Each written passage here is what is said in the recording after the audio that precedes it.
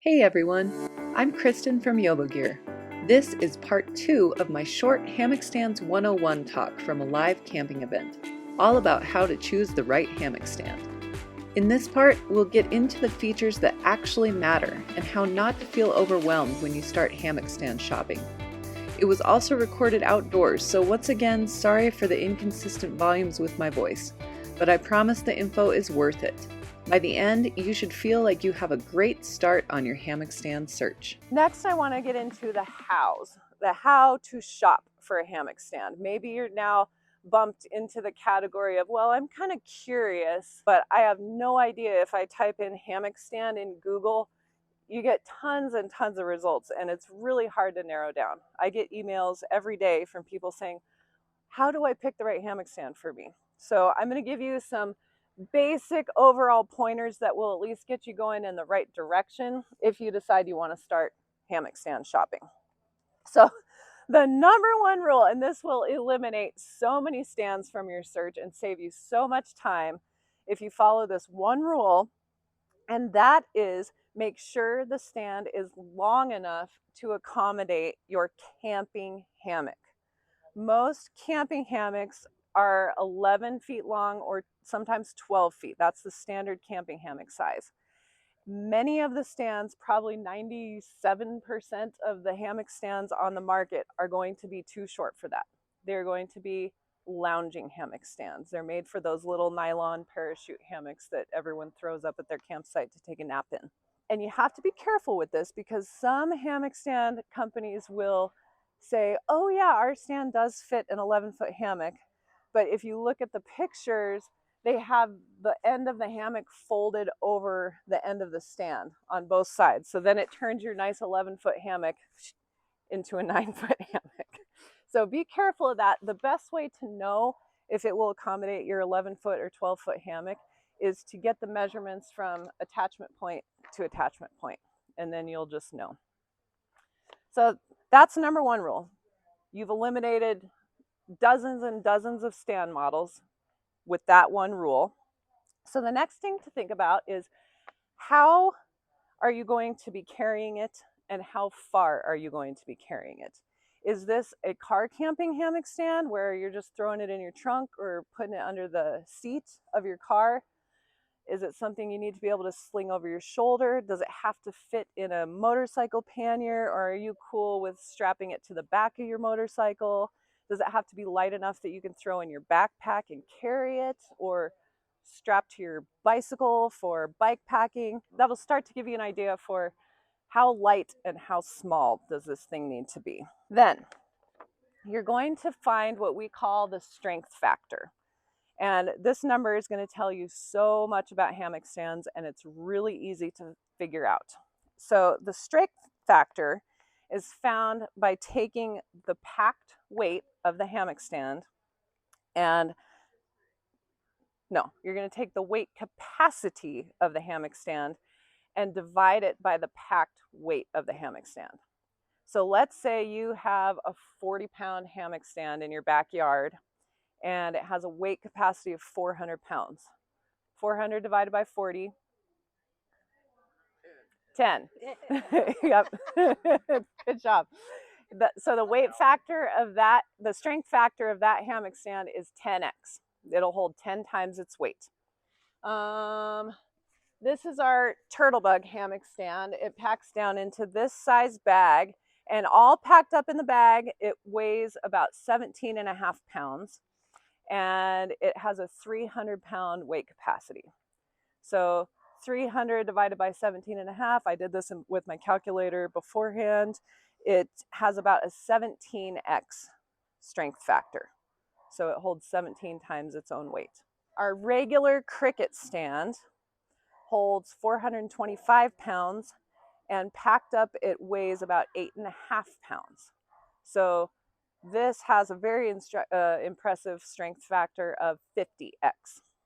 So when you're starting to shop for hammock stands, that's a really good way to weed them out. The higher that strength factor, the better the design, I think is a pretty safe overall rule. Now you know how to find the strength factor for any hammock stand that you're shopping for.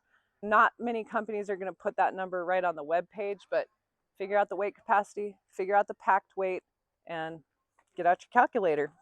Stands that have the higher strength factor are going to be more of an engineered strength as opposed to brute strength. So when I think of brute strength, I look at these giant picnic tables that everybody's sitting on. They're made out of really heavy material. They're probably bolted and welded together. They're gonna hold a lot of weight. They're super strong because they're heavy, because of the brute strength of them. Engineered strength is completely different. Engineered strength is going to depend on angles, is going to depend on everything being properly set up and having all these little geometric shapes dialed in. So it's important to not treat an engineered strength object like a brute strength object. So you can drag this picnic table anywhere and just plop down on it and not even have to think about it. Engineered strength, you're going to have to make sure you have everything hooked up right. You're probably going to have to watch the instructional videos and make sure that you know how it works and what you're doing. So that's just something to keep in mind. I think we all maybe at one point in our lives know someone or ourselves had one of those gigantic hammock stands in our backyards with the really tippy woven net hammocks on them. That hammock stand, that's an example of brute strength. Like, it's super strong, but you're not going to be throwing it in a backpack and bringing it to a campsite. So engineered strength is a little bit different, and that's Cal's specialty. That he's really good at figuring out ways to make things really strong but lightweight and packed down small. After you've figured out, yes, it fits a camping hammock, I know exactly what I'm going to be using it for most, and I've figured out the strength factor. Then you get to start looking at the fun stuff, which is the amenities of the hammock stand. Those are the features, the cool things it can do. And hammock stands come with all sorts of different amenities. One amenity is, how portable is it exactly? Does it fit in a bag this size? We figured one amenity of this stand is that it is exactly long enough to still fit in a motorcycle pannier, which is really important to some of our motorcycle campers. Does it have a cool shoulder strap that you can just throw it over your shoulder and hike it to your camp spot? How long does it take to set up? Is it going to be a 10-minute project, or is it going to be a 1-minute project? If you can watch YouTube videos watching people set up the hammock stands you're looking at, so you can kind of get an idea of how easy it is or how much you're going to have to think when you get to your campsite, that's really helpful. What are the stand's terrain capabilities? Does it need to have perfectly flat ground to set up on, or can it handle some bumps, or can it handle a hillside? Those are good questions to ask. Is it freestanding, meaning can you just come set it up on a floor and not mess with it, or does it require some sort of ground anchor where it's counteracting your weight in the hammock stand? Remember, when you're looking at amenities, you probably can't have everything all at once. There are going to be some trade-offs with amenities, namely the pack size and the setup time. The smaller it packs down, it's likely going to take a little longer and be a slightly more complicated to set up, just because, I mean, it's logical. You can understand why. Another big trade-off that I know is really hard is pack size and price. The smaller and lighter it is, the more expensive those materials are, the more design and research and development it takes. So those small, really lightweight hammock stands are probably going to cost a lot more than a big clunky stand. Speaking of price, this is kind of the final determining factor when you are hammock stand shopping. Cal and I know firsthand sticker shock is very real, especially because hammock stands have dramatically changed over the last 5 years, and they don't cost what they used to, but they don't function like they used to either. There have been many, many, many design improvements in hammock stands and better materials. So they have gotten more expensive, but the cool thing is they've gotten just really fancy and really technical, and they can do a lot of cool things that they couldn't do before. If price is your main deciding factor, just remember that you have options. You do not have to go all out and buy $1,000 hammock stand for your very first hammock stand. This community is so amazing at letting people borrow their stands, letting people really test and figure things out.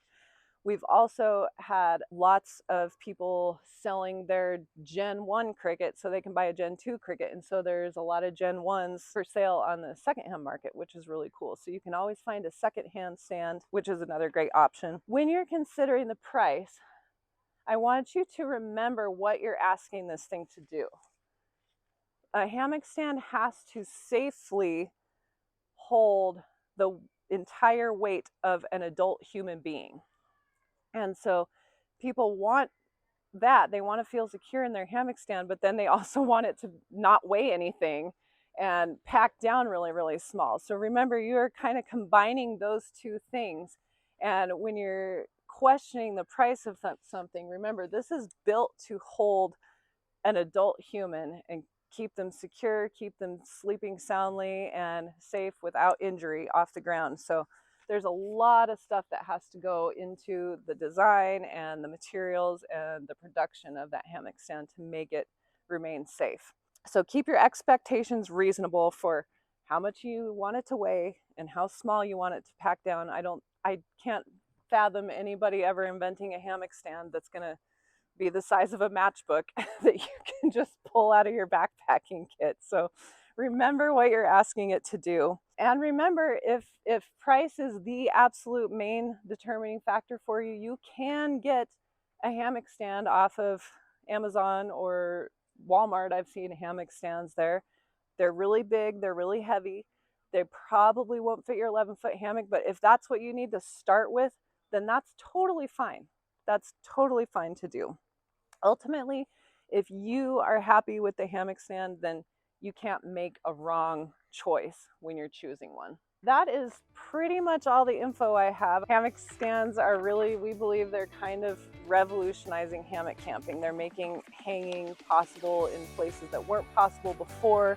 They're making the ability to have hammock gatherings get bigger and bigger and bigger, which is super cool. So we're just really honored to be a part of the whole greater hammock camping community, and we're grateful to the Michiligan crew for inviting us to this event. So thank you guys for that. And we are both happy to answer any questions if you guys have them. Thank you.